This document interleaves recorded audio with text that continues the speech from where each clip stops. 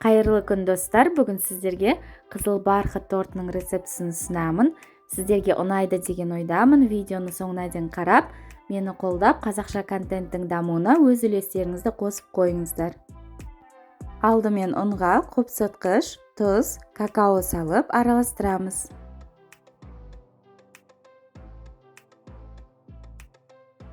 Айранға осындай краситель қосып араластырып аламыз.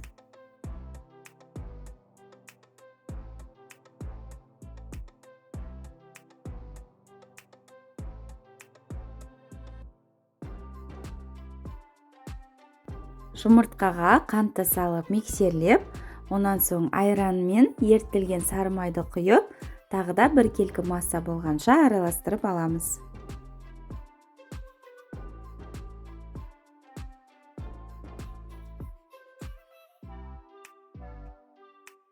Құрғақ ингредиенттерімізді 2 немесе 3 бөлікке бөле отыра салып, тағы да миксерлеп аламыз.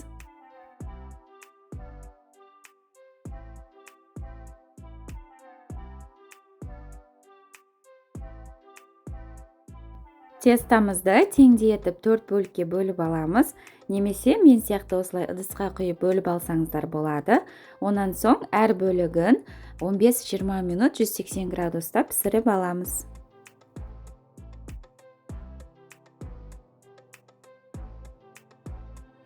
Кремін дайындап аламыз. Алдымен сүзбелі ірімшікке қантты салып миксерлеп, онан соң 33-35% кілегейді 2 бөлікке бөле отыра қосып, қою бір келкі массалы крем шыққанша араластырып аламыз.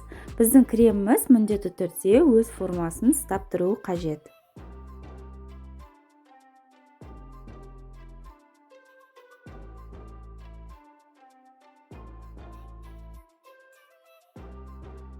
Менде осындай вупи пайға арналған насадка, өз қалауларыңыз бойынша кез келген насадканы қолдана берсеңіздер болады.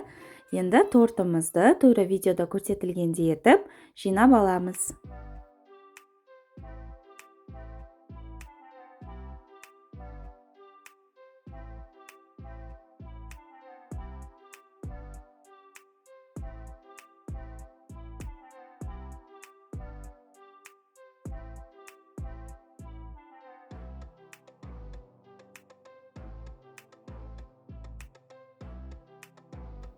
Торттың бетін құлпынаймен әсемдеп алдым. Сіздер өз қалауларыңыз бойынша кез келген жеміспен немесе кондитерлік посыпкамен әсемдесеңіздер болады.